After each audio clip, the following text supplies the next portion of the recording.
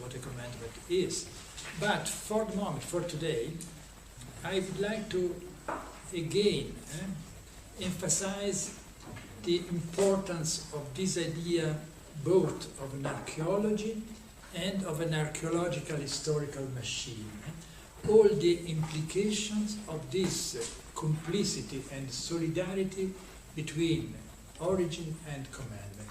We try to comment this, to analyze this, but I mean it's more, I think it's more wide and rich than we could touch today.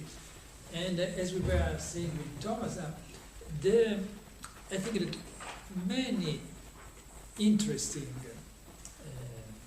authors in 20th century philosophy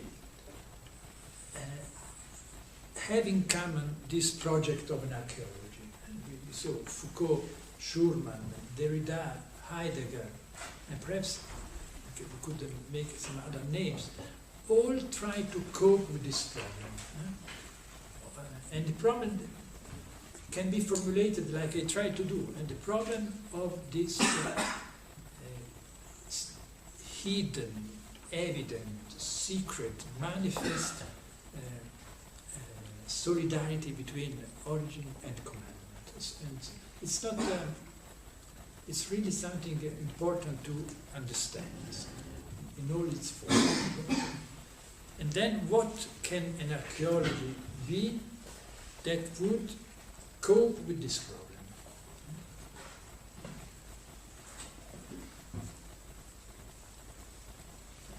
You had a question? Yes, I just had a kind of broad and tentative question about the Slow and loud.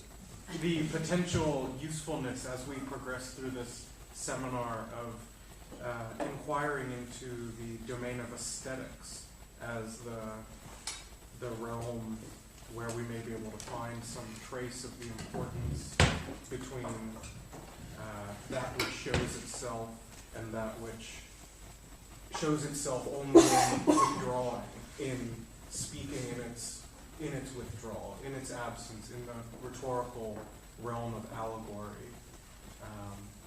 And it's more of a question, an open prompt than an actual interrogation of anything that has been laid out so far. I think that there will be a moment in our seminar in which this problem could be really stated, because we will see very soon, because I will try to establish a kind of image of our culture, and then we'll try to put aesthetic and art there, because apparently it's not there. We will see. Any other question?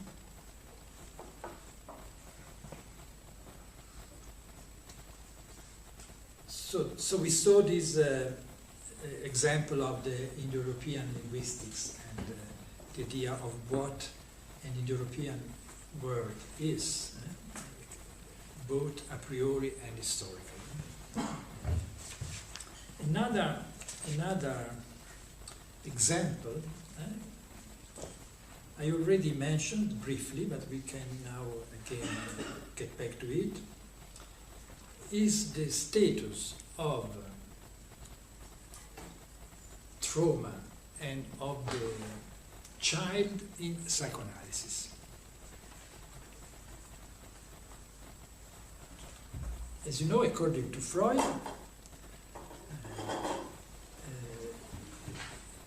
a scene to which the child witnessed, or a pulsion which cannot be accepted, can acquire the status of a trauma. Then, according to Freud, this trauma enters in a state of latency. So it's repressed, expelled from the awareness, and then it reappears in the form of neurotic symptoms, what Freud calls the returning of the repressed. something has disappeared, entering a state of latency, and then comes back.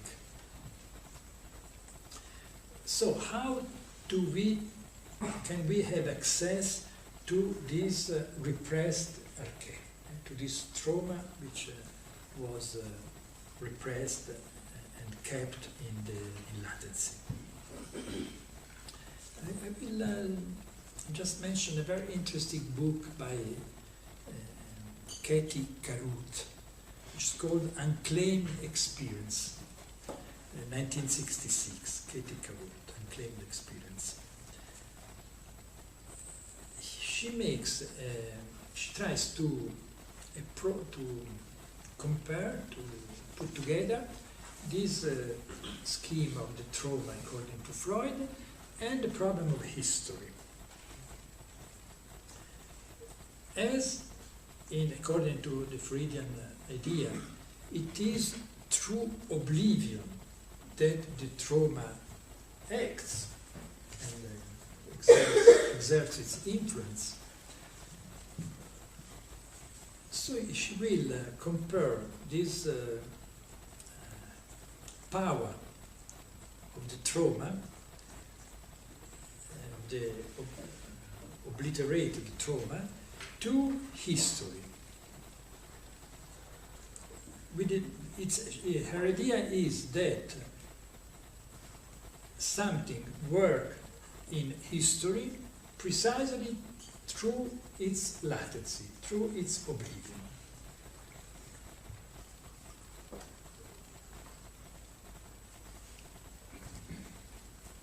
Let's try to develop this idea, this comparison between the Freudian scheme of the trauma and the idea that an event acts in history through its oblivion, through its remaining hidden. Sorry, but doesn't Freud already does that, at least in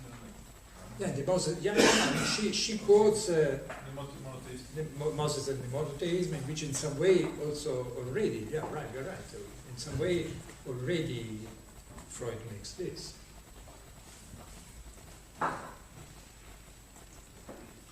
So the interesting idea here could be that every present contains in itself a part which has not been lived, not been experienced. As I said before, the present is something that we have a lot of difficulty to have access to experience. So every presence in some way is traumatic.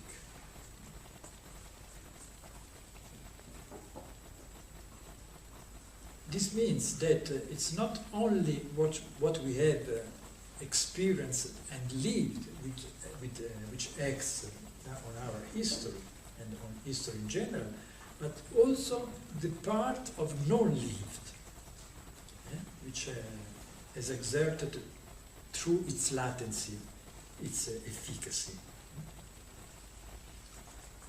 So the idea is, again, we go back to Freud. What is the status of the child and of the trauma in the Freudian conception?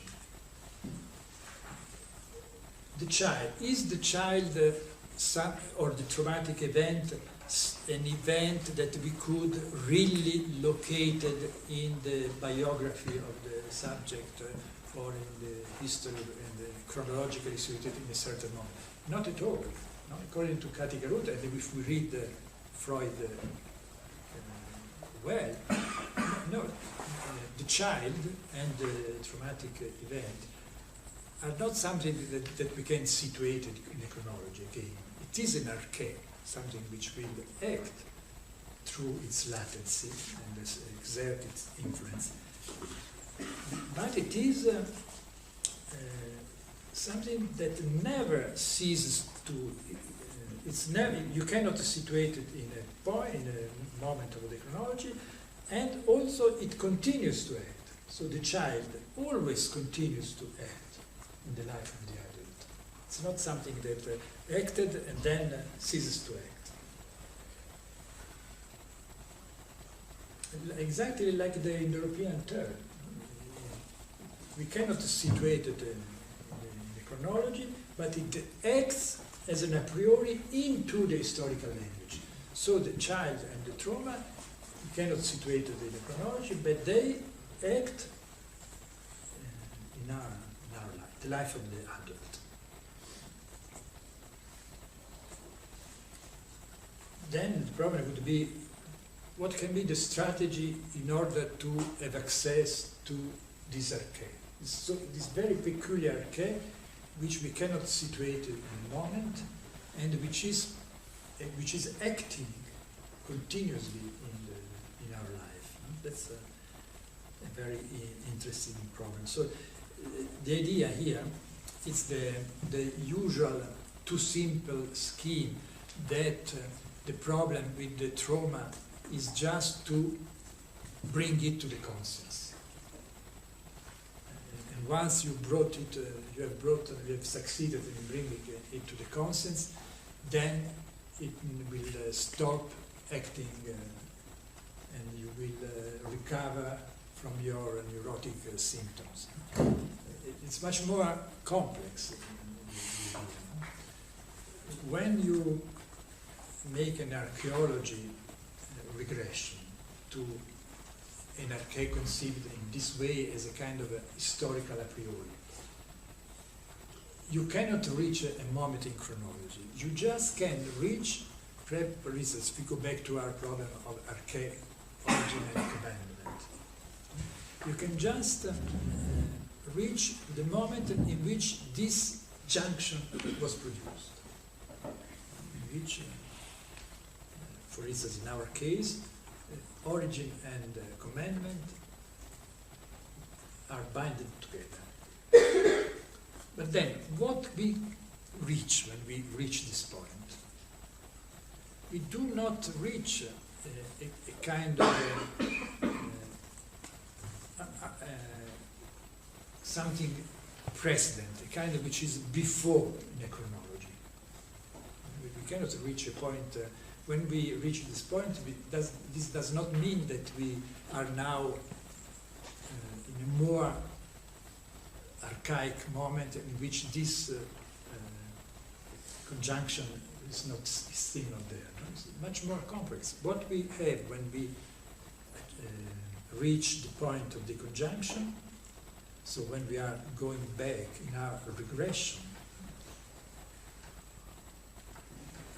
we can just try to see what it can open up when we split this conjunction.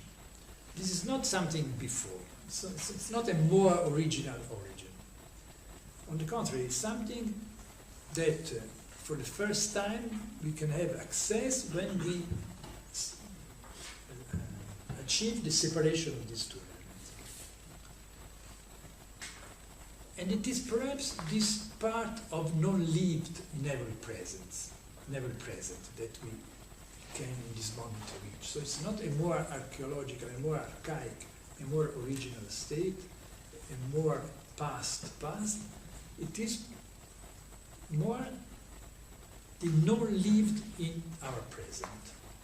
So that's why I said that the archaeology is the only way to have access to the present. Because what is freed, what is open, what opens up in this moment, it's not a more archaeological past, is the part of the present that we did not live, that remained unexperienced.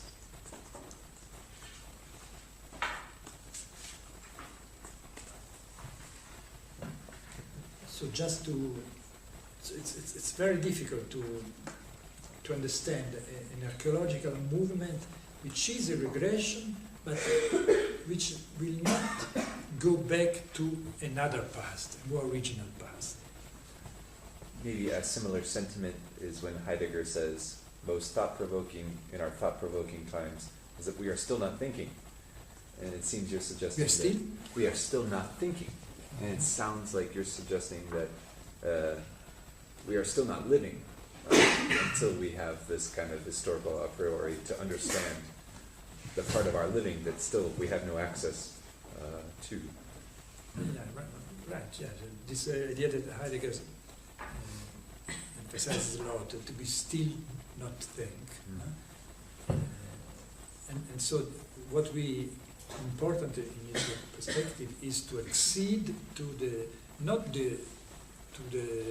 to bring not something to the conscious, but accede to the idea that we do not still yet think. In some way, to have access to the non-lived in the present means not to bring to the conscience something. It's just something completely new. No? It's just completely. It's a possibility which opens up.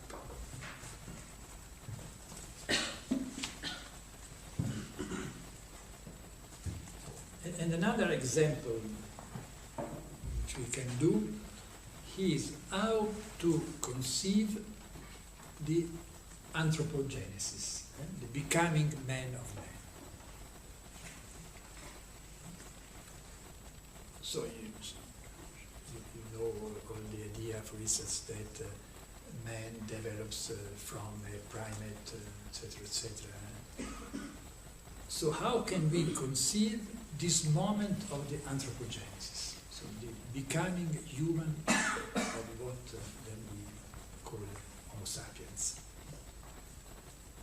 Again, if we try, as scientists often do, to really reach an historical moment, even a place in Africa 50 million years in the past, where we see this skeleton corresponds to the moment to which the becoming human happened.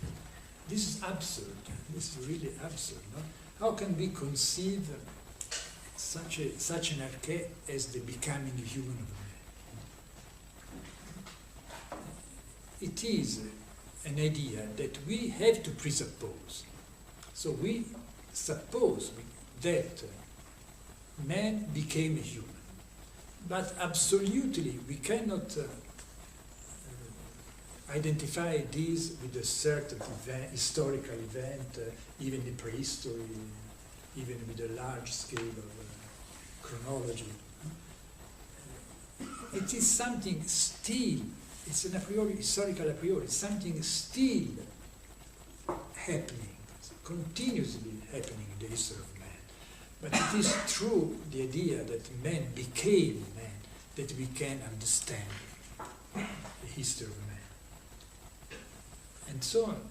It's an event that never ceases to happen. So man never ceases to become man. And so never ceases to be inhuman. Both. No? If man never ceases to become human, this means that also never ceases to be inhuman.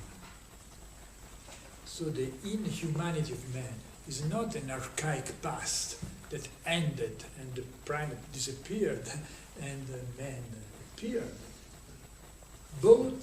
They are two historical forces working together into the field that we call the human. So man is not a substance, he is an historical field of attention where inhumanity and humanity are working and running together. So if we take also the idea of the pre-human animal and man, so both, they are not substance. It never existed a primate which was the non-human man. This is just a force, this is just a tension, an historical force that we have to suppose to understand what humanity is. In this sense, we understand the origin as the split of the concept, like if the origin of man is if you say there's the origin of human being, then is it does it mean that the expression is the concept of human and keep the tension between them? Yeah, absolutely. So, right. So, for instance, here also we have a couple that the scientists named the form of the primate and man, the non-human primate and the human. And then they are both linked and distinguished in this thing. But we have to achieve a point of view in which we split, in a way, we split this substantial conjunction as if it were really, as if really it was conceivable that there was a primate, then at a certain moment this primate became. This must be understood as an historical approach.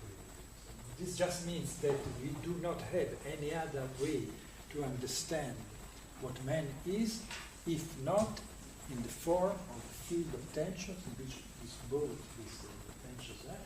And you're right, also we must be able to split completely these two terms.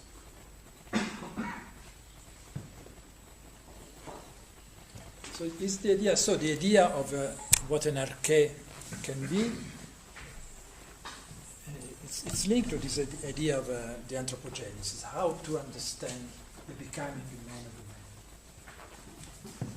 So if we understand this as really a prehistorical or historical event, which really took place in China or in Africa in a certain moment, this is ridiculous. And why there is always, in paleontology, you have always this strange problem of what they call the missing link. Because they have always to look for the missing link between the two things. The no-speaking primate and the speaking primate, then the language they cannot find in the skeleton, the language, for instance. So they have always a new discover, which is the missing link between the two. There cannot be a missing link because there is no link. They are just two tensions in the field. They are not two substances that must be conjunct. There is no link. There is right. There is no missing link.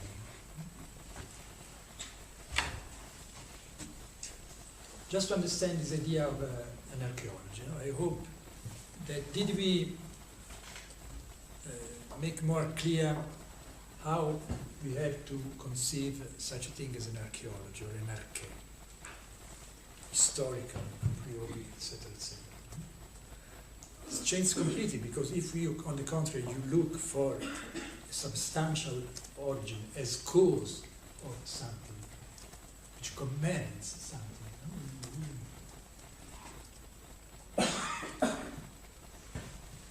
Yes? I'm curious how that relates to maybe something that we could call Avivargo seismology. Avivargo? And his seismology, or... I didn't get the second term. Avivargo? Yes. I'm now coining the term from seismology, but seismic forces or the past that comes from present through art, actually. I thought you referred to this very interesting concept of Warburg, the Pathosformel. Warburg had the idea that human memory, human culture is transmitted through what he called Pathosformel, which are not, they were interpreted then as images, for instance, a statue, photograph. He made an atlas, very interesting atlas, which can be read as a kind of iconology, iconological archaeology of Western culture, also in its artistic aspects, because often there are paintings, statues, etc. But he conceived this Pathosformel not as real objects. So the Pathosformel is not, when it is exemplified by a certain painting or a certain sculpture, the Pathosformel does not coincide with this as an event, because what he will say, Pathosformel is something which is, in the history of man, continuously deactivated and reactivated. What happens? So you have an image, a work of art of the past, then today an artist will confront himself with this Pathosformel and reactivate, give again life to them, etc. So you can never identify where the Pathosformel is. In this way, there is an analogy. The Pathosformel, it's not a substance that you can say this statue, this painting. No, it's a kind of mnemonic process which goes through the history of humanity and which can crystallize in these things, but can never be substantialized. In this Barbour, it's another problem, but it's similar in this idea that the history of man is not something substantial, but it is a field of tensions again.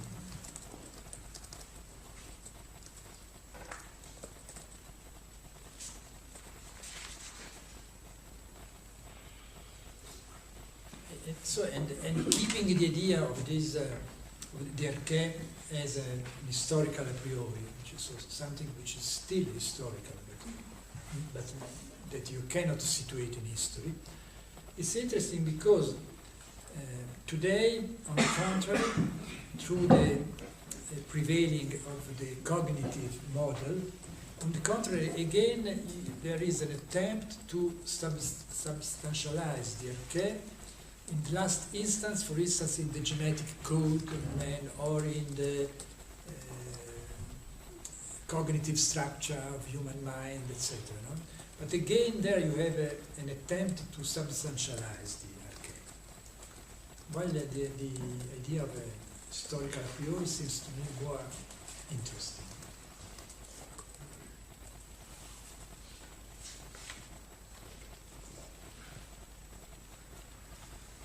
So, any question? Perhaps not a question so much, but Franz Robert Kirchhoff in his study of Latin literature develops the notion of tropos, which is very close, and attempts, I think, sometimes rather vigorously to make it substantive, even though he offers to admit that it's not. But that becomes a kind of organizing machine, much like the kind of scientific machine that will attempt to inscribe an origin between proto-hominid and hominid. So the tropos is also something that comes back as a kind of organizing principle, that is the partial organizing principle. And as an example, it's a very linguistic, scientific example of something like this in a book written by Paul Friedrich, who is a linguist and an anthropologist. He wrote a book called Proto-Indo-European Trees. And I think there's no pun in the title, but what he attempts to do is to look at reconstructions of this Proto-Indo-European language and to find in it common cognates for the names of trees, and by assembling all of the cognates that you can find, reproduce a model of the prehistoric population of European forests, what trees lived in the forests. And it's a remarkable, complex, beautiful project, but one which also acts upon exactly those kinds of claims that are completely impossible to ground. So it may be a good example between the topos, the scientific modeling, and the iconological iconographic systems of Barbour and others to show us where the archae is circumscribed. Yeah, so you have all attempts to think this very complex and different and difficult problem for how to think an archae without making of it a fact. So the topos is like that. So it is something concrete. For instance, in Cursus book can be the topos of the book. Topos, but this is again, it's a kind of tensions running through history. So just to see how it is interesting. We have many different attempts to try to look at this. And also, the problem here is always also that we are looking for something which in a way could, as the anthropogenesis, precede human knowledge. So we will have the strange pretension of human knowledge to achieve something which is prior, before that human knowledge happened.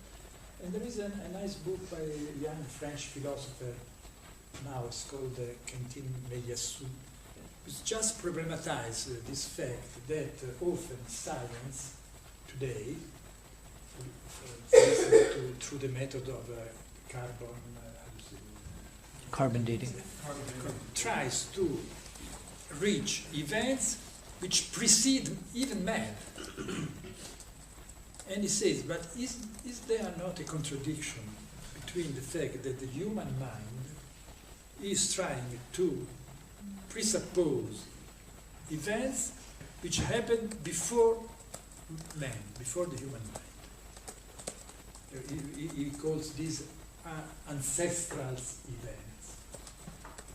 And this is also an interesting problem, because can a knowledge pretend to reach something which is before the event of knowledge? Sorry, who's the, who are you referring to? Compound Quentin Mediassou. The book is called Après la finitude. After finitude. How do you know it? Yeah. We just, it's becoming very popular among a certain group of people. Yeah, I just had a question from prior to the break. You were talking about the state of exception, and I'm just wondering about the definitional limits of it.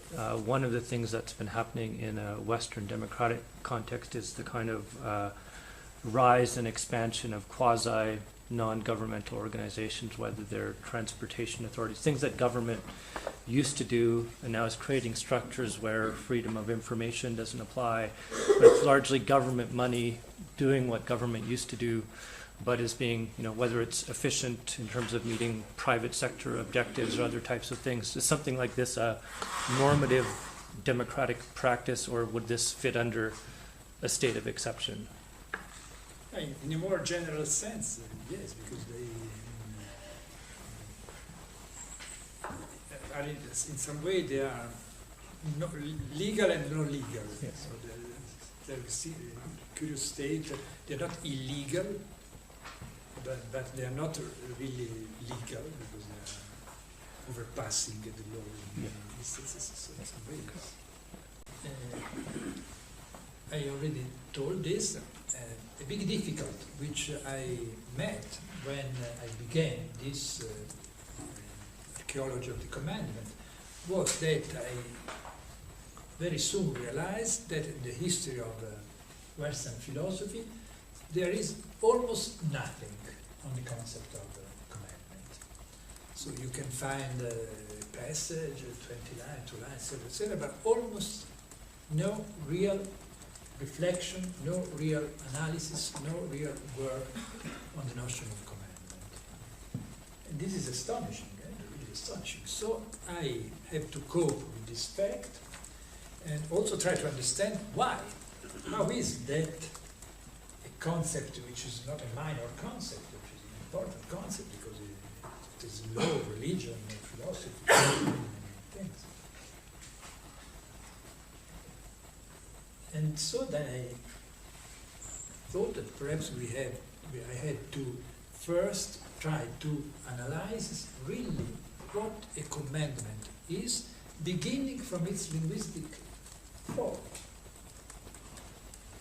and asking why this particular human discourse was in a way excluded from philosophical reflection. And I immediately found why this happened. In the beginning, there is really an exclusion, a big exclusion of that. So here we must begin. Something open, they are coming. The current of air coming. The doors are open. Do you want? We can close them. No,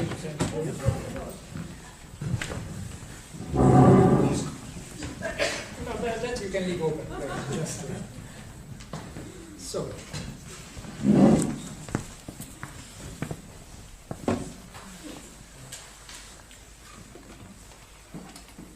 So we must begin our investigation from a short but very important passage of Aristotle's treatise on interpretation, De Interpretatione,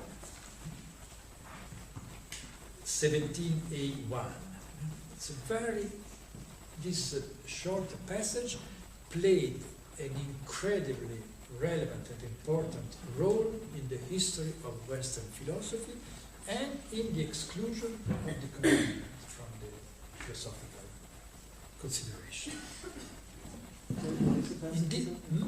What is that passage? The passage from the De Interpretazione by Aristotle, the passage is 17a1, but I will quote and will read together. So in these passages, Aristotle distinguishes and opposes two forms of discourse, of logos.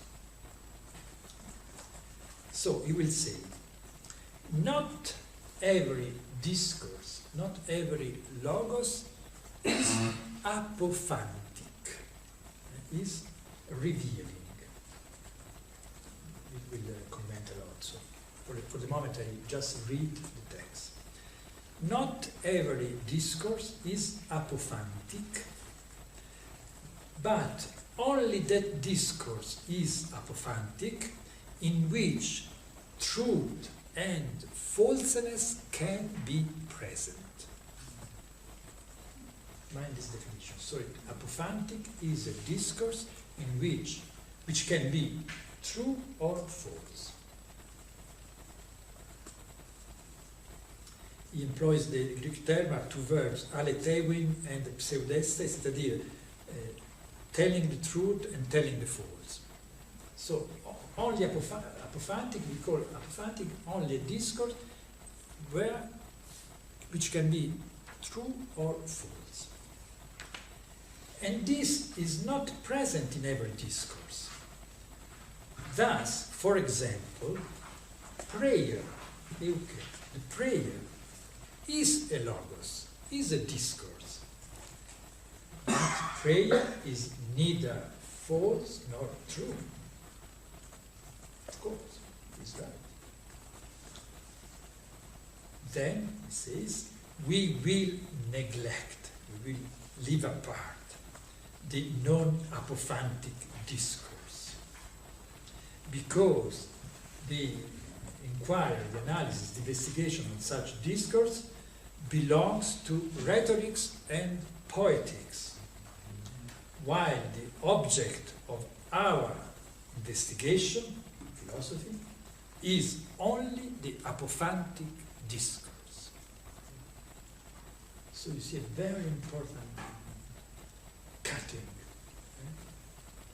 dividing human logos, human discourse into two fields. The one is apophantic, meaning that can be true or false, and apophantic means that manifests something, refers to something. While the other discourse, like the prayer,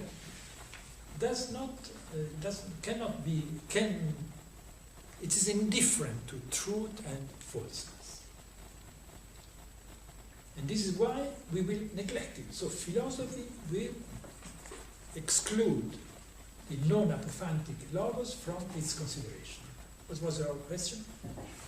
How does it when you talk about the apophantic, are we saying that it can be true or false, or true and false? No, or false. So a prayer cannot be true, cannot be false. While if I say you are walking, this is false because you are sitting.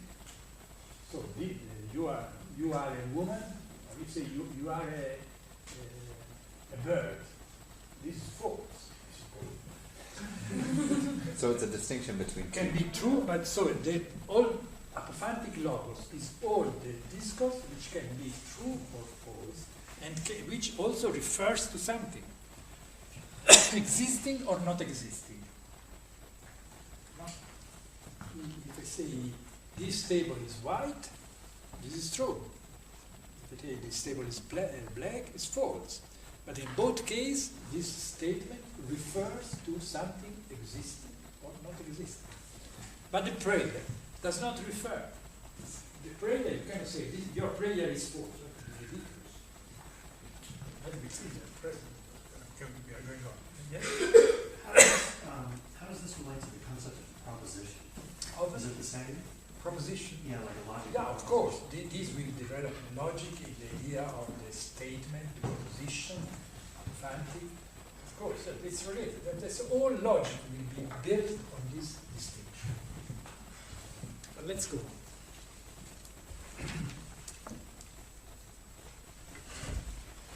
So, big division of the field of language, field of discourse. He says this, as you said, he says this concern rhetorics and poetics. But then, strangely, if we go, as you know, Aristotle wrote a treatise on poetics, a very important treatise. But if we open this treatise, very strangely, the exclusion is reiterated. So, I read from the Poetics.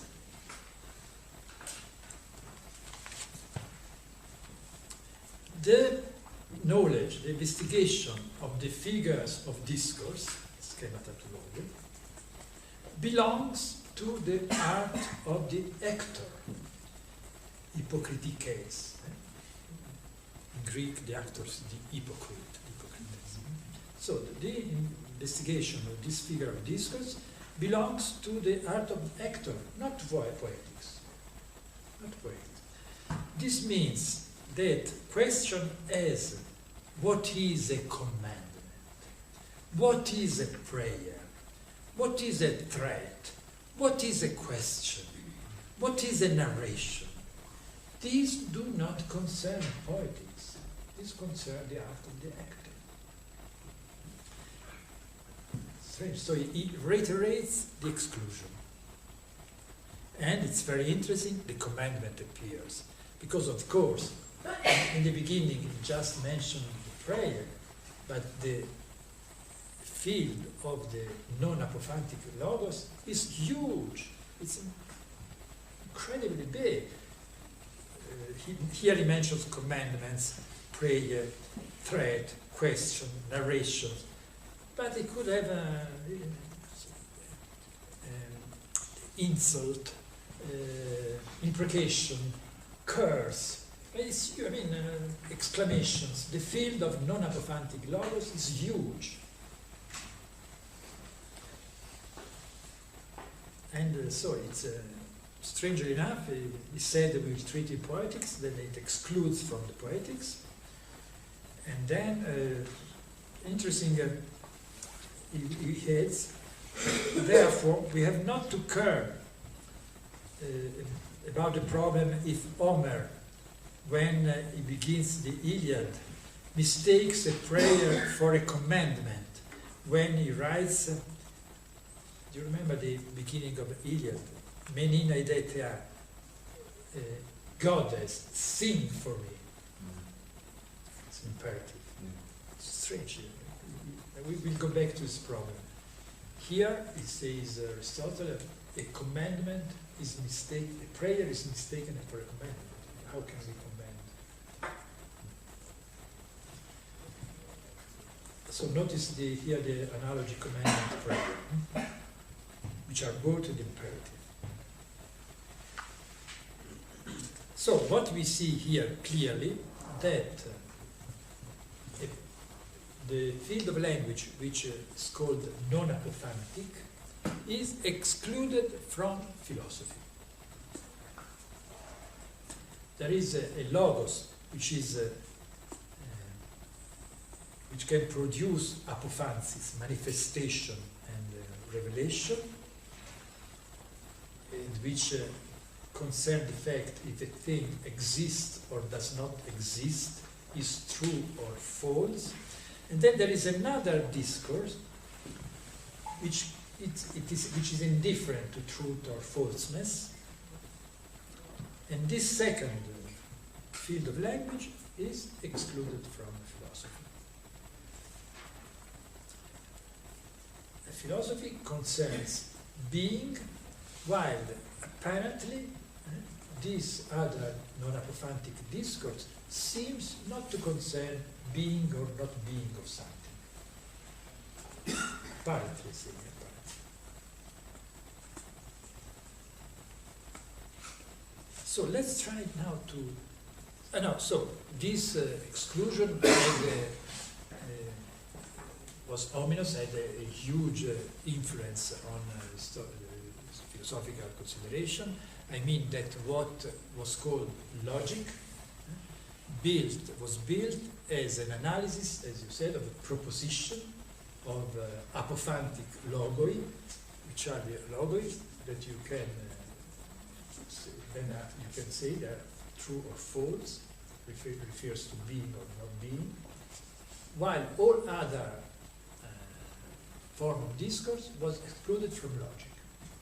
So we have 2,000 years of logic trying to analyze what is a proposition, when a proposition is true and false, how a proposition refers to be, etc., and all the other part of language, the non-apophantic language, was excluded.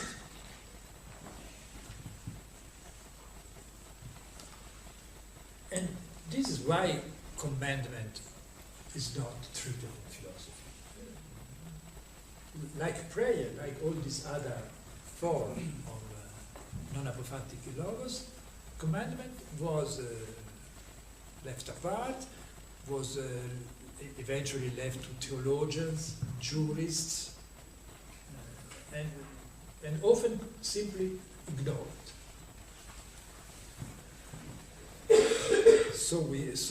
If we want to look for some analysis of commandment, we have to look in theology, where we find analysis of the commandment, of course, God's commandment, what is a commandment, how can we command, and what we see.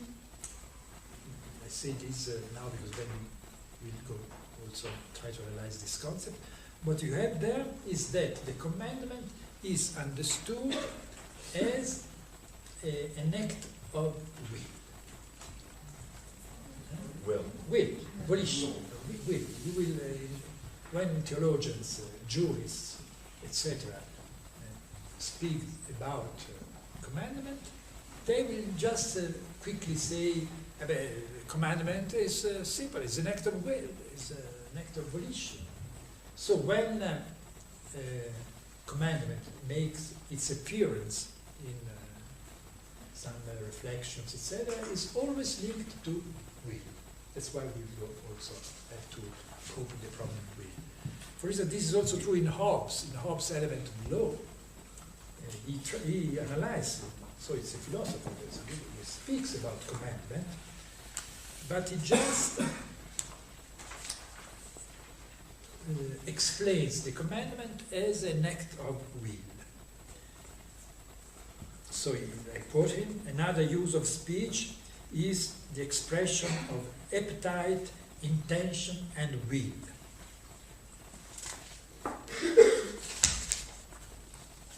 The appetite to have the commandment, the appetite to have a thing done by another, as request, prayer, petition, commandment, etc., etc. Threatening also, and commanding, which is that speech by which we signify to another our desire to have anything done or left undone for reason contained in the will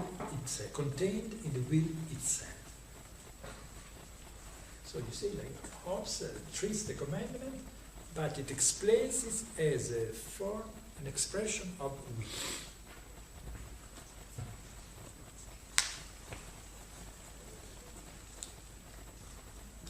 And as I told you, logic did not, press it better if you close.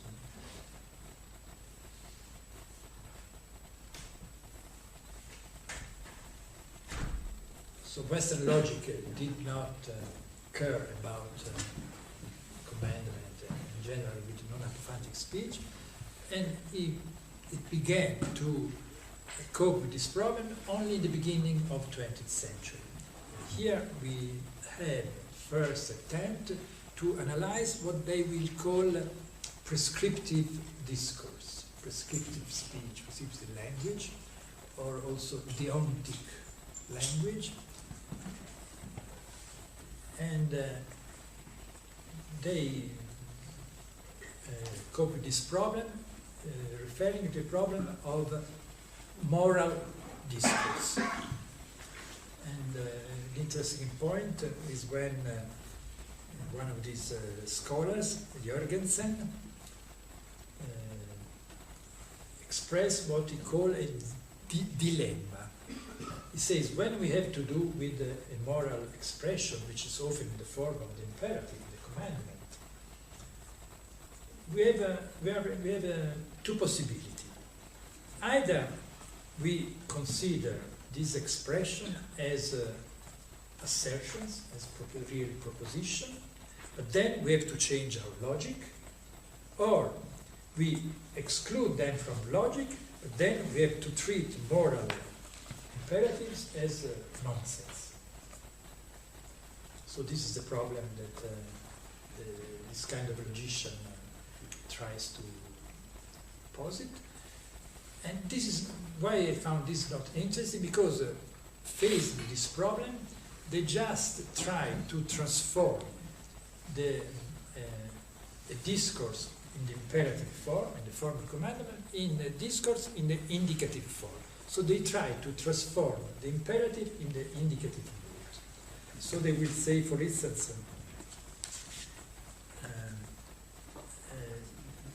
they are even ridiculous in that attempt. So, for instance, they will say the commandment, shut the door, could be reformulated in the form, either you shut the door, either something bad will happen to you.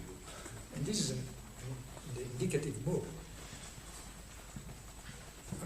So, something, or they will say, for instance, the imperative, love your neighbor, can be expressed in the form, you must love your neighbor. Or the imperative walk can be expressed in the form, I want that you walk. So this is not interesting, because the problem here, on the contrary, is precisely to understand the imperative mood. Otherwise you lose the command. So I will not dwell on this kind of analysis, and I will so try to consider just the discourse in the imperative mode. What is a commandment? Meaning a discourse expressed in the imperative mode. You will see it's not simple at all. It's not simple at all. Let's take a very simple example. Walk. This clearly is a non-apophantic logos, in the term of Aristotle, because it does not say something on the subject of something, like Charles walks, he walks. So if we compare walk to the same verb in the indicative mood, he walks. He walks clearly refers to something in reality, and is true if he walks. And it's false, Charles. If Charles doesn't walk, it is false. If Charles walks, it is true. So the apophantic logos is clear. What does the non-apophantic logos? What happens when I utter a non-apophantic logos in the instance, for instance, walk, speak, write? morphologically, in some way, they are identical. Walk, he walks, morphologically almost identical. And the semantic sphere, the general semantic sphere of the verb is there. But what does the imperative refer? Clearly, it does not refer to something in reality. So he walks refers to, Charles walks refers to something in reality. But to what does the imperative refer?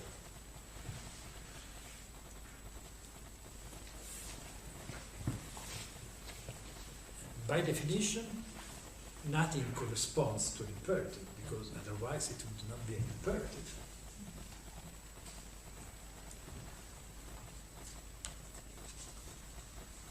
So we have here a discourse which apparently does not refer to nothing existing in the world. So in the reality there is nothing which corresponds to an imperative. And here you must immediately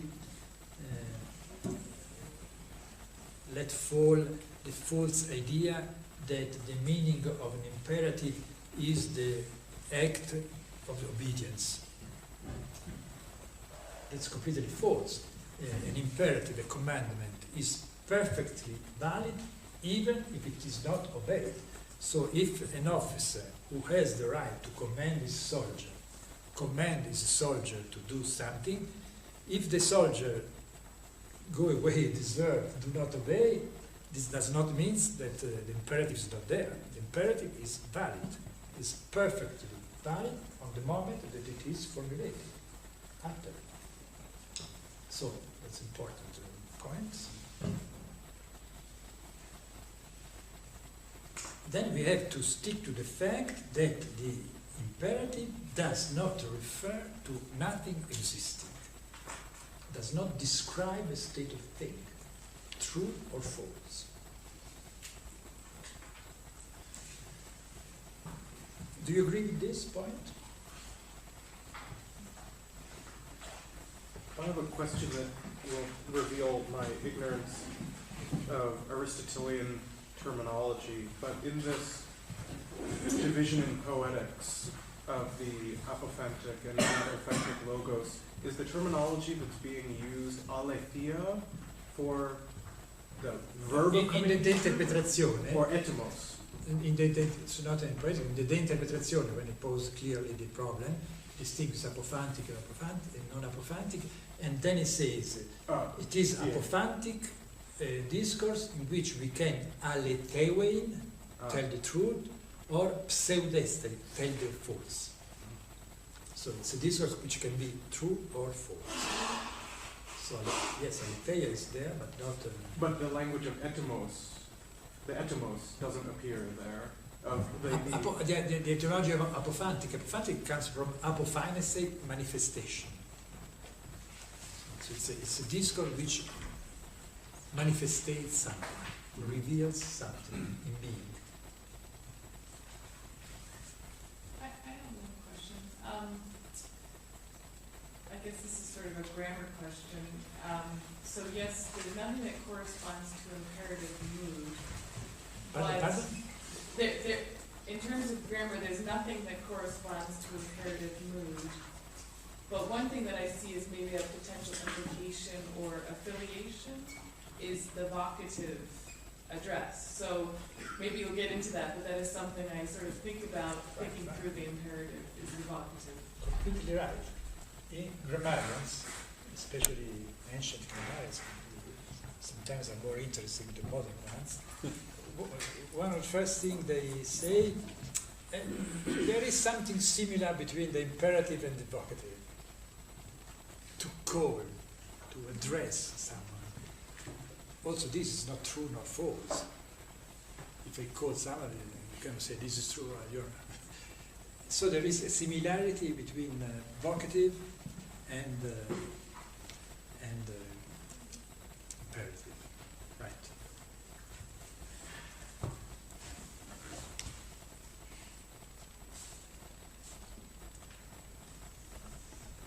Yeah, let's say, as you mentioned, these are just briefly mention some analysis from the old grammarians, ancient grammarians.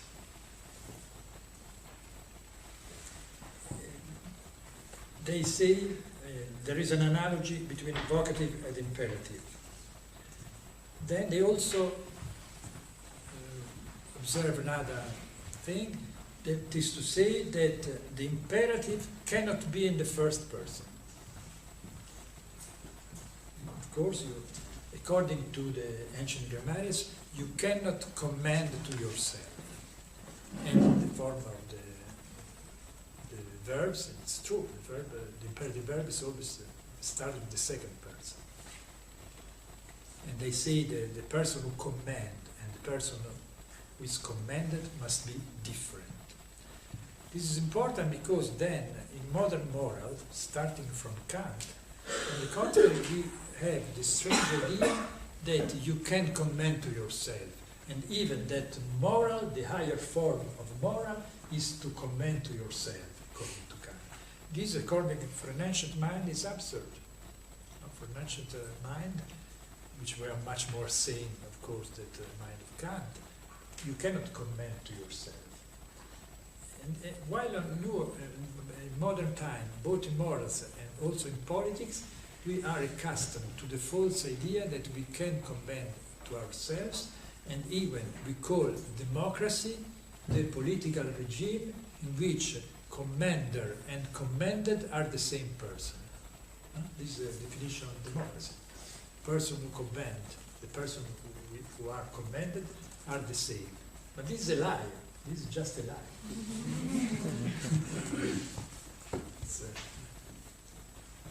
So the ancient grammarian note this thing.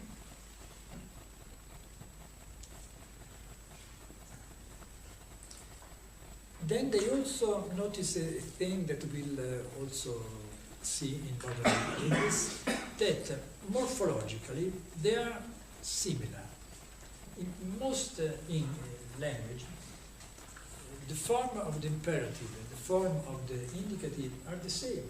Walk, I walk. Morphologically, there is no difference. But there is a huge difference in the meaning.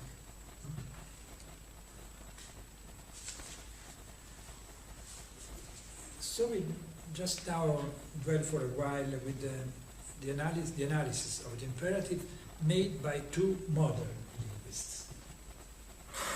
I say this because when you try to see how grammarians or linguists cope with the problem of the imperative, you see that they really not at ease, and they always begin by saying the problem of the imperative is not clear.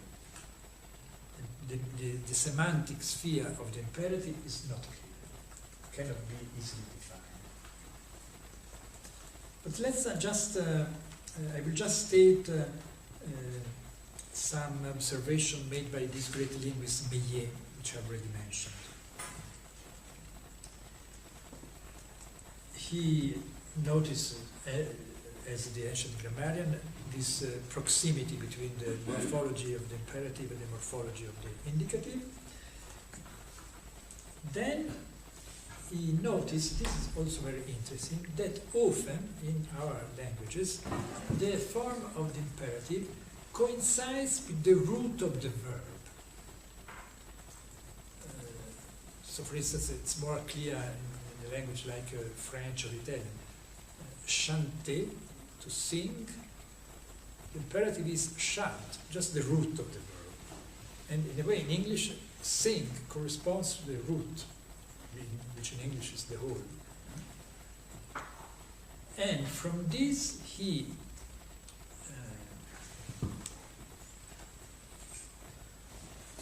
has the idea that probably the imperative was the most primitive form of the verb, because it is a form of the verb which coincides with the root, and you cannot articulate, just sing, walk.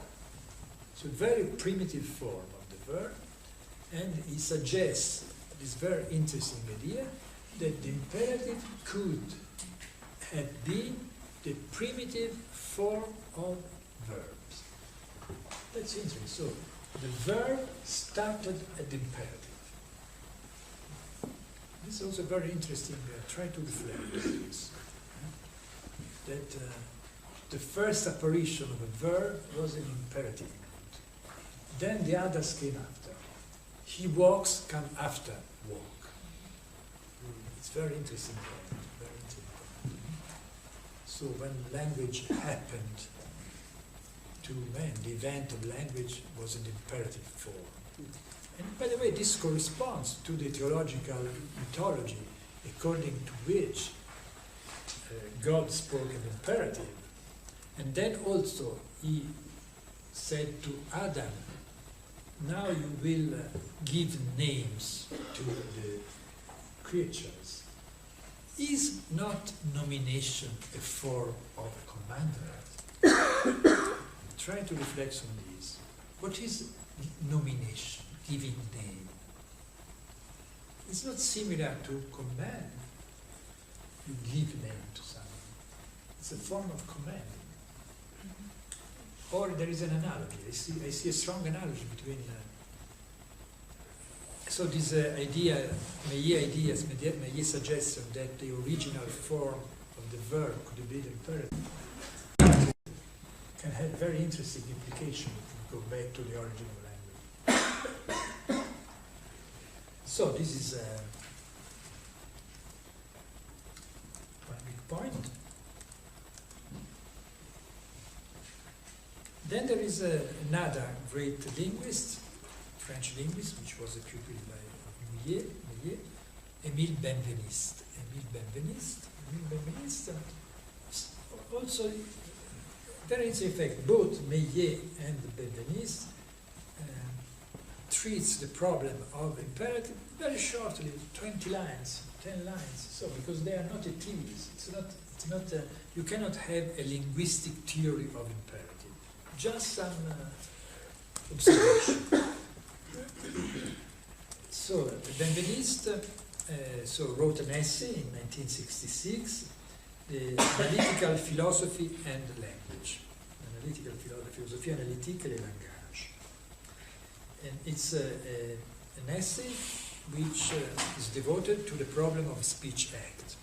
You know, Austin theory, you are familiar, I suppose, with Austin theory of the speech acts, you know, those strange form of discourse which realize what they mean.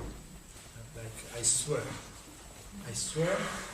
just by the mere fact of uttering I swear in the proper form, I make the oath, I realize the fact.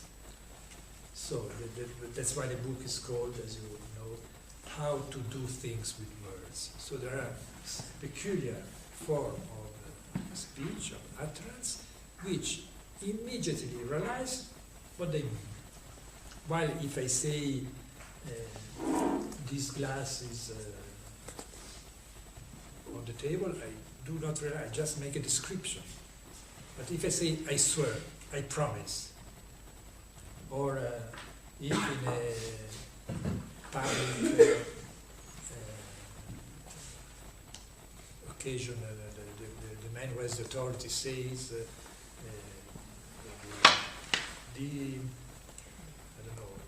war is declared, I declare war, or all this kind of but the mere fact of being uttered, they realize the fact. So that's a very famous chapter of this the reflection on language, and Austin calls these performative or speech acts performative, or also illocutionary acts, as distinguished by the normal locutionary statement.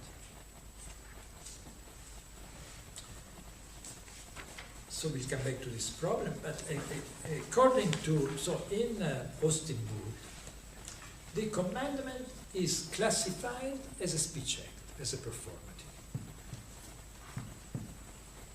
So according to Austin, so shut the door is in some way a performative.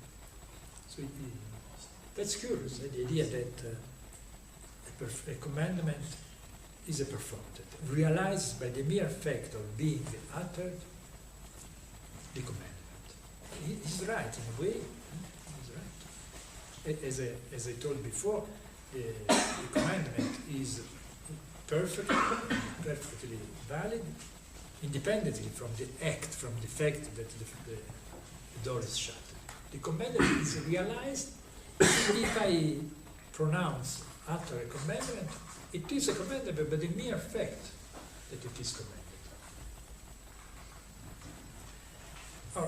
On the contrary, according to Benveniste, the commandment is not a performative, it's not a speech act. So he debates and he criticizes Austin's idea that imperative is a speech act. And then he adds something, which I quote now. He says, the imperative is not denotative, does not communicate a content, does not refer to effect, but is defined only by its pragmatical function. The imperative is not even a real verbal tense, verbal mood. Strange, he says the imperative is not really a verb. And that's why he has no time marks, not any personal reference. It is le semanten nu, I don't know how to translate in English, the naked semantic core. The naked semanten. It is the naked semantic core employed in as the form usage of commandment with a specific intonation. This is very. I will just mark the fact that the imperative is the naked semantic core of the verb, without any other, all the other determinations, just the naked semantic core. So walk, just the naked semantic core of the verb walk, to walk, with no other implications, personal, time, etc. Strange, it's very paradoxical definition. It is the semantic core of the verb, but does not refer to a reality. So it is a naked semanten, but with no real reference to the verb. Very paradoxical. You see how embarrassed, how even a great linguist like Benveniste, when he has to define the imperative, he has to formulate this strange definition, which in a way are contradictory. It is the naked semantic core, but does not mean nothing. Does not refer to a reality.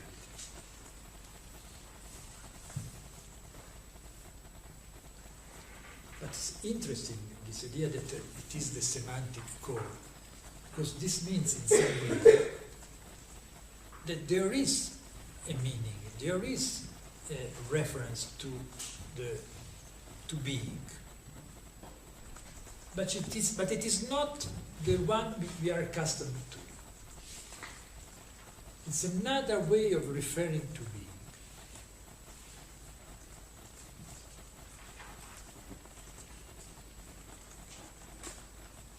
So let me now formulate a first hypothesis of our ceremony. Be the first point that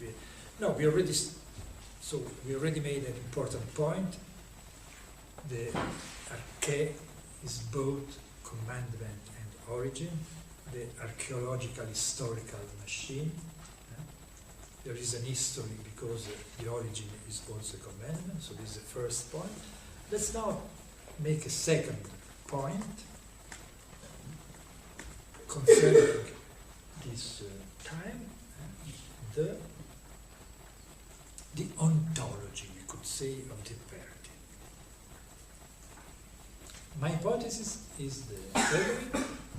In Western philosophy, more general in Western culture, there are two different ontologies, distinguished and yet related. The first one is the ontology of the commandment, of the imperative, which is expressed in the imperative form. The second one is the more general, familiar, classic ontology, which is expressed in the indicative form.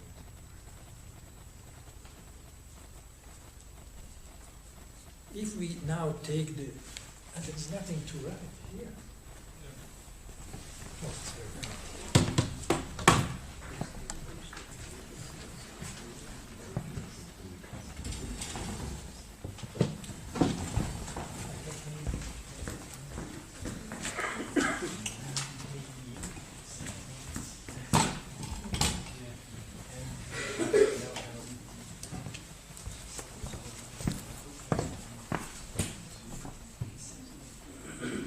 In Greek, the form of the verb to being is, something is.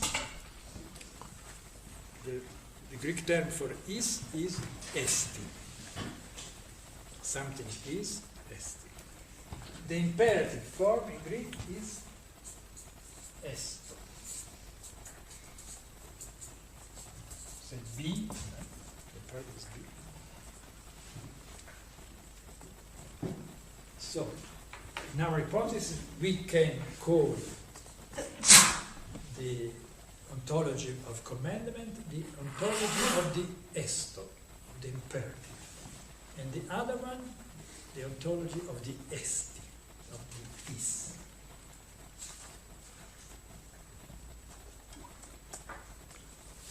A first important observation. These two ontologies corresponds to two different and equally important and huge fields in our culture. The ontology of the commandment of the esto concerns religion, law, and magic.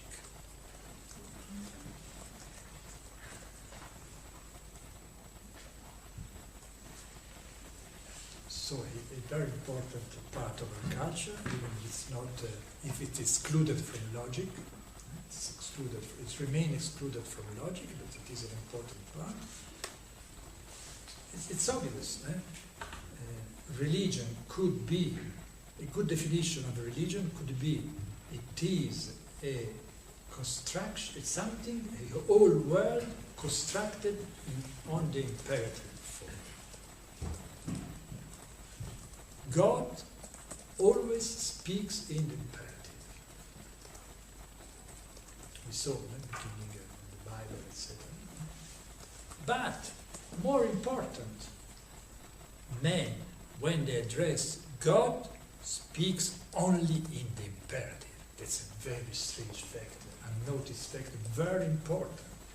Give us our daily bread. Always. And not in Greek, in Latin, in Jewish tradition, Christian tradition, men address God in the imperative form. That's very strange. And that's why, you remember when Aristotle, the passage we quoted, he says, Homer, in the beginning of the Bible, mistakes a prayer with a commandment. When he say, God has sinned for me. No, it's just the fact that prayers in all these religions are expressed in the imperative form. So God speaks in imperative, but man also speaks in imperative. That's a strange thing, don't you find it's a very strange thing? And usually when you say this, they will say, but it's not a commandment, it's a prayer. No, it's from linguistic point of view, it's an imperative and point. There is no other, just that. So this means that we have to rethink all the field of religion. So it's a part of our culture built on the form of the imperative, And the same is true for law. Law, if you go back to the original text of our juridical tradition, the law of the 12 tables in Rome, archaic Roman law, they are always formulated in imperative.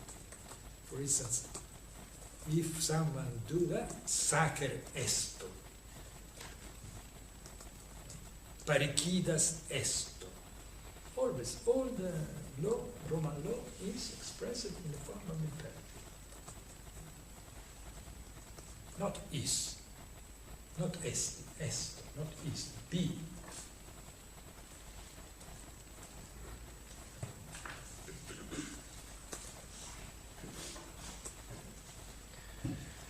So it's an important fact.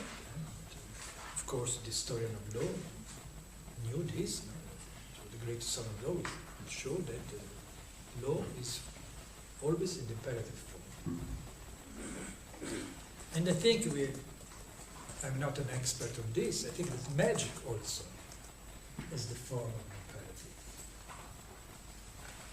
And by the way, as you probably know, these three fields that I have distinguished here, when we go back, and historians shows, when you go back, it's not easy to distinguish law, religion, and magic. When you go back, so for instance, the great historian of Greek law, Jacques, formulated this concept of pré-droit, free law.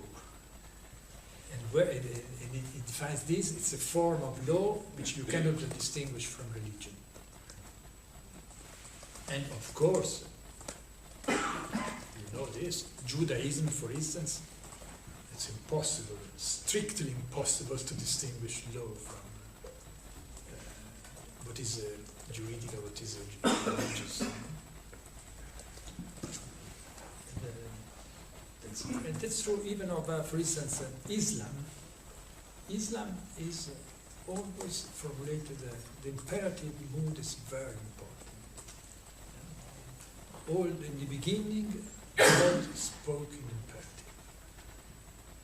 Also there. So, it's a huge, and it is a fact. It's just, this is not an hypothesis. This is, the hypothesis is that we have two ontologies. But these two ontologies corresponds. So the ontology of the Eston to this huge field of religion, law, and probably magic.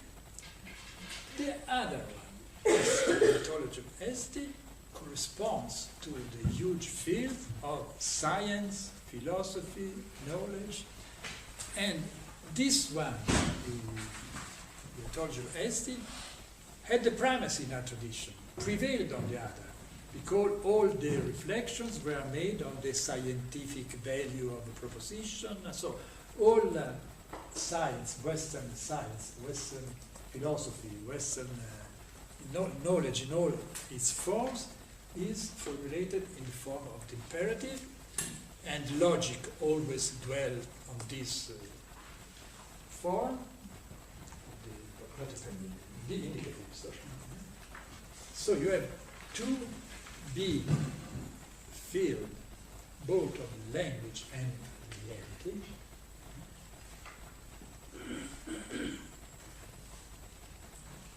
which are perfectly distinguished but related.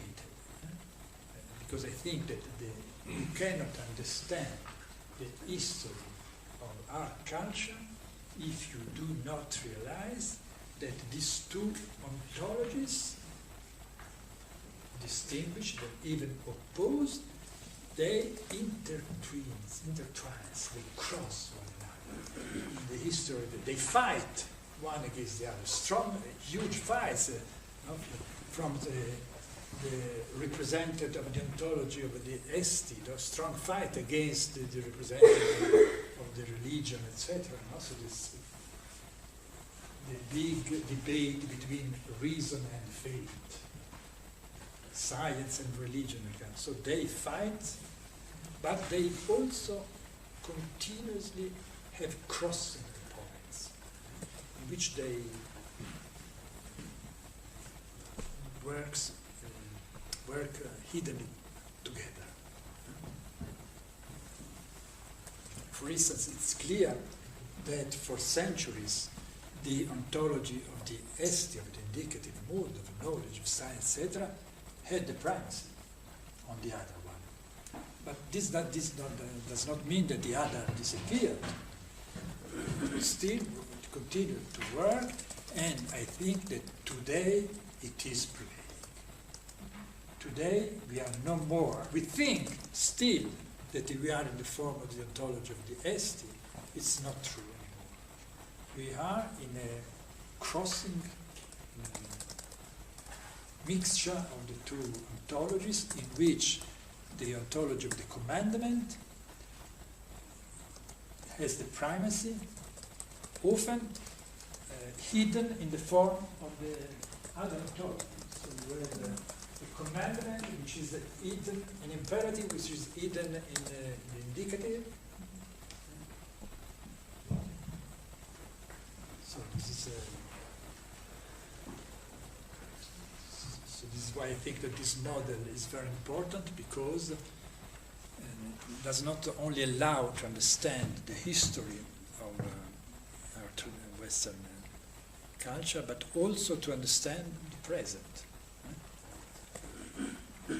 So to understand in which way the ontology of the est, of the commandment, is working today and prevailing on the other. And this not only, as we used to think, this is true for Islamic tradition. No, it's not true at all. It's not only in the Islam that the religion prevails on the science and philosophy, also in our culture. Will you go into later within the seminar to talk about how the imperative mode will address what how the imperative mode changes address? So, for instance, you think of, in terms of political philosophy, you think of someone like Althusser talking about interpellation, which very much involves forms of address, of very clear forms of address, in order to exercise power. So, when you bring up this question of the imperative mode as being a kind of ontology that we inherit, that we live through, there are other implications that start racing through my mind, that maybe it almost doesn't matter who's addressed, or maybe it can be a blanket address, or these sorts of questions start to arise, I think, very strongly in terms of how does it affect us today. Absolutely. Even you should try to make this connection. Why I try to develop these paradigms, these models. It's not a doctrine. I'm just trying to give you tools, weapons that you can connect with the other field. You know? We spoke at the beginning how commandment in technology is working. It means that technology is probably on the part of the ontology of the est. It seems scientific, no? Probably technology is the part of science which got mixed with the other ontology. It's a crossing point between science and commandment, religion, etc. Probably. In a way, education in general has partly that, or certain like, I mean, I'm very scientific method. That I am commending successively while pretending of speaking in the indicative mode. Or the propositions that one has to use to validate what one is discovering. So even for questioning, there has to be an understanding that we're all understanding what one word means. And so there's an implicit. I think that the reality, so they are apparently, really perfectly distinguished and even sometimes opposed and fighting one against the other, but in reality they continuously cross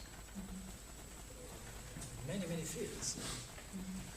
So an interesting point that I will ask you to do, I mean, as a participant to seminar, just to try to show how this crossing, because it can be in every field, and even one never thought that it is like that. But then you discover that this crossing between the two ontologies is working continuously.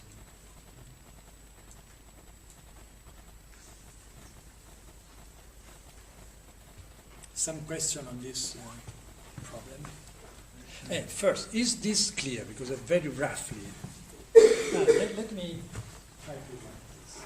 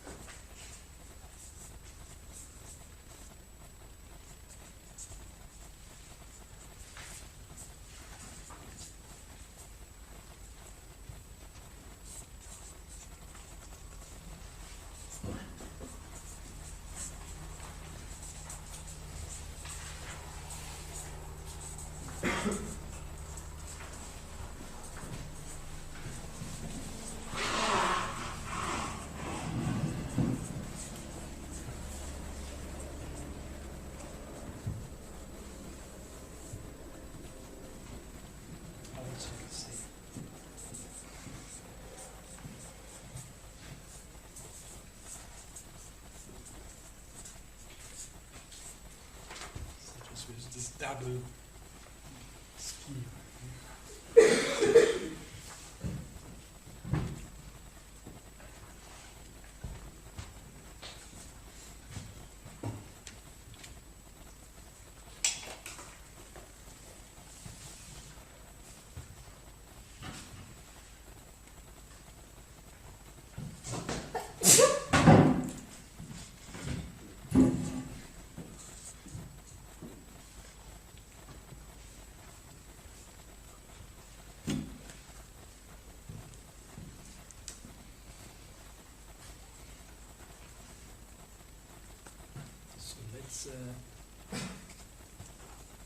I'd like that you reflect a little on this being partition, which both divides and defines and binds our culture.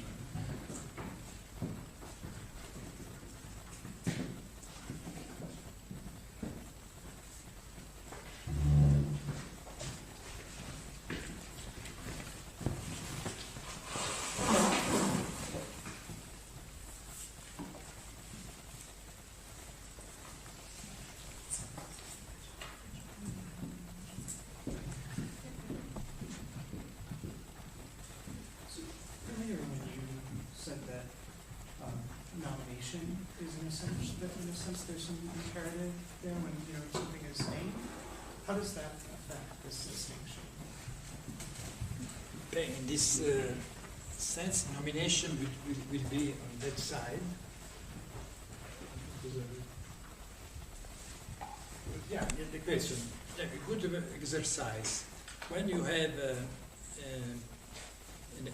a discourse, try to ask yourself in which of the two sections it should go. For instance, nomination. give name. Which of these two big partitions should go? Probably this.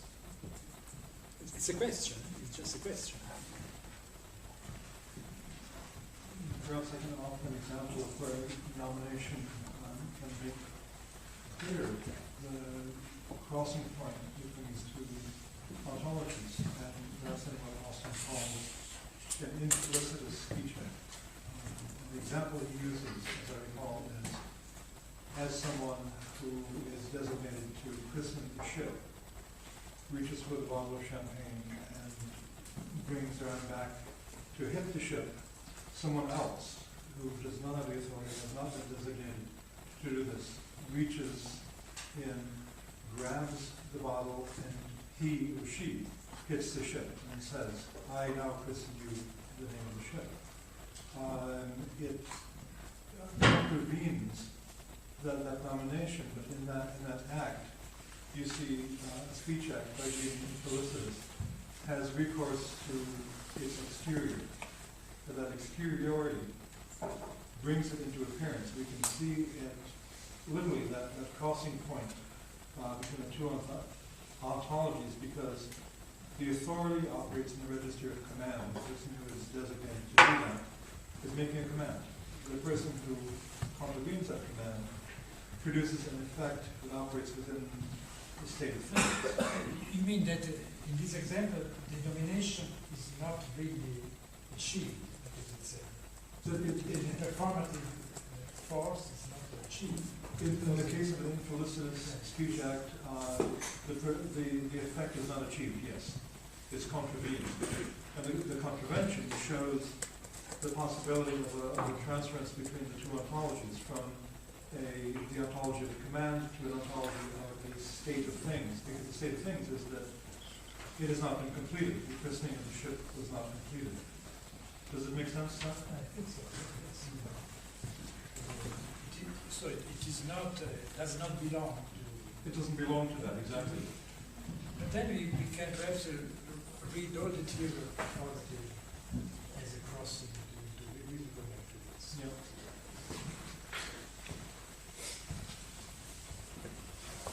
I think it's really exciting just to speak about, almost like in our own situation here, Thomas Mann's Magic Mountain. We have Settembrini and Napta, and they represent these two positions, and at points they switch, and in the end, and I think this is so telling for our moment now.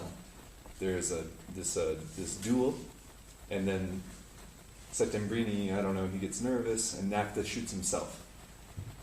And this is the moment he wins in a certain sense, but we see that.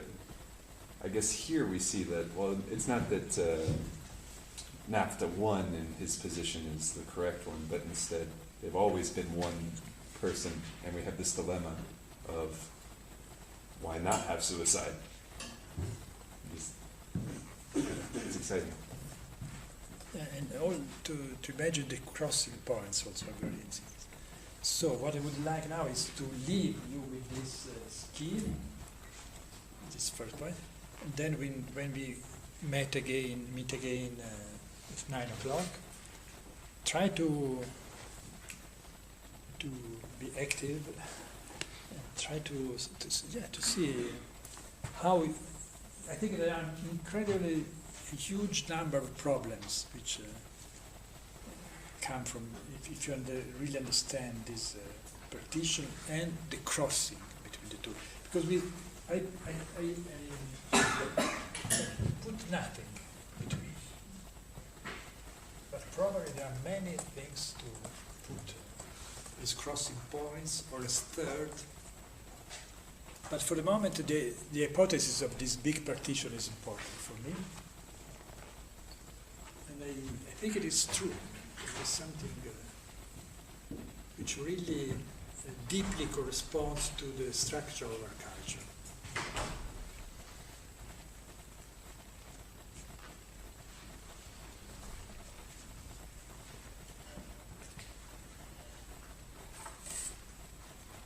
Just a quick question, going along those lines. I don't have quite formulated the question of how, I don't know how to think of it exactly, but I'm wondering math fits with Where? this schema. Yeah, like mathematical like equivalencies, like drawing like these abstract sort of equivalencies in, because it sort of seems like it's in both terms, but I can't quite think of the examples then for how to make sense of that. I was wondering if you Where to situate, for instance, mathematics? Yeah, right. Yeah, right. It's not so clear because while scientific proposition Right. clearly are on that side because they are in the form of the apophantic case, Right. the mathematic, which is not a proposition, a function, an equation, it depends. If you restate in the form of apophantic logos, but probably it's not clear. It's not easy to. Because in one sense, if the imperative is always operating on the side of what can never refer to anything in the world, then that's precisely the space that number occupies. Yeah, the problem is the problem of number. Yeah. Is number a logos? Apparently not. But perhaps number is in some way related to logos. And to which of the two logos? Isn't it also because of the process? I mean, for me, the issue. Sorry, a number apparently is neither true nor false. But perhaps an equation can be true or false. So the status of number is difficult to situate.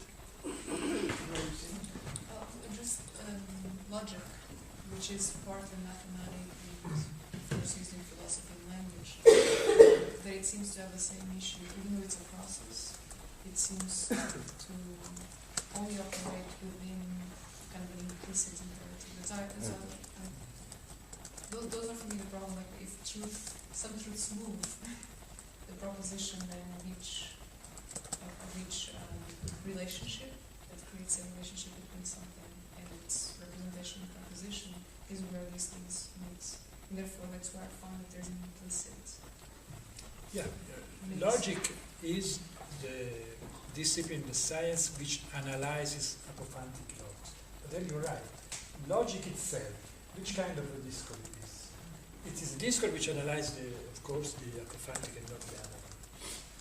But then, in order to analyze the apophantic laws, how does it? It's on the It's a meta language. How to situate a meta language? Is it an apophantic or not? So I mean, as soon as you try to analyze concrete things, then the problem of how they can be inscribed in this big partition is interesting.